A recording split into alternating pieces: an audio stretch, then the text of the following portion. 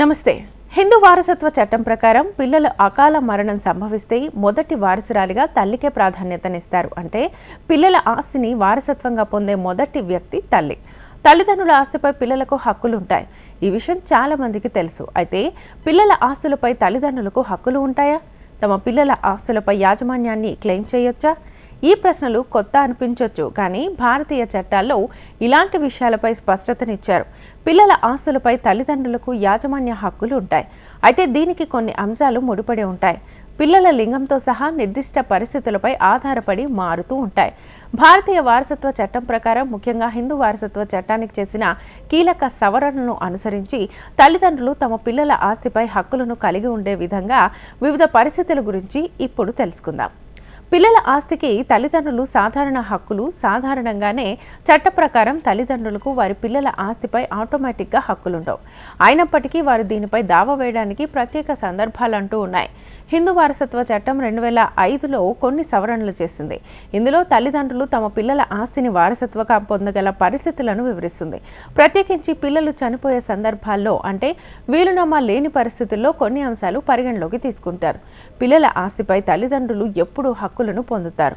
హిందూ వారసత్వ చట్టం ప్రకారం పెద్దలు, పెళ్లి కాని పిల్లలు వీలునామా లేకుండా మరణిస్తే తల్లిదండ్రులు ఆస్తికి వారసత్వంగా అర్హులుగా ఉంటారు.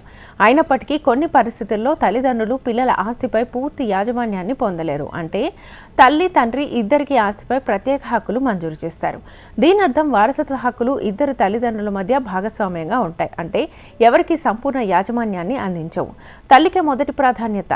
హిందూ వారసత్వ చట్టం ప్రకారం పిల్లలు అకాల మరణం సంభవించినప్పుడు తల్లికి మొదటి వారసునిగా ప్రాధాన్యతనిస్తుంది. బిడ్డ చనిపోతే ఆ ఆస్తికి మొదట వారసత్వం వచ్చేది తల్లే. తండ్రి ఆస్తిని క్లెయిమ్ చేయడానికి కూడా అర్హులు. అయితే రెండవ వారసుడిగా పరిగణిస్తారు.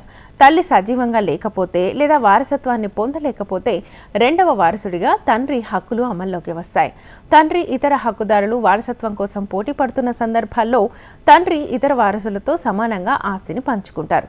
కుమారులు, కుమార్తెల విషయంలో భిన్న నియమాలు. పిల్లల ఆస్తికి తల్లిదండ్రుల వారసత్వ హక్కులు కూడా మగ లేదా ఆడ అనే దానిపై ఆధారపడి ఉంటాయి. హిందూ వారసత్వ చట్టం ఈ లింగ ఆధారిత వ్యత్యాసాలను స్పష్టంగా వివరిస్తుంది. ఇక వీలునామా లేకుండా కొడుకు చనిపోతే తల్లి మొదటి వారసులు. ఇక తండ్రి అయితే తల్లి మరణించినట్లయితే తండ్రి ఇతర వారసులతో పాటు ఆస్తిని సమానంగా పంచుకుంటారు. ఒక కుమార్తె వీలునామా లేకుండా చనిపోతే ఆమె ఆస్తి ప్రధానంగా ఆమె పిల్లలకు, ఆమె భర్త తర్వాత వారసత్వంగా వస్తుంది. మరణించిన కుమార్తె తల్లిదండ్రులు సాధారణంగా ఆమె ఆస్తిని చివరిగా వారసత్వంగా పొందుతారు. అంటే పిల్లలు, భర్త వారి వాటాను క్లెయిమ్ చేసిన తర్వాత మాత్రమే కుమార్తె పెళ్లి కాని పరిస్థితుల్లో ఆమె తల్లిదండ్రులను ఆమె వారసులుగా పరిగణిస్తారు. అయితే కుమార్తె వివాహం చేసుకొని ప్రసవానికి గురైతే వారసత్వ వ్యవస్థ ఆమె పిల్లలకు, ఆపై ఆమె భర్తకు ప్రాధాన్యతనిస్తారు. ఈ వారసులు తమ వాటాను పొందిన తర్వాత మాత్రమే తల్లిదండ్రులు ఆస్తికి అర్హులవుతారు.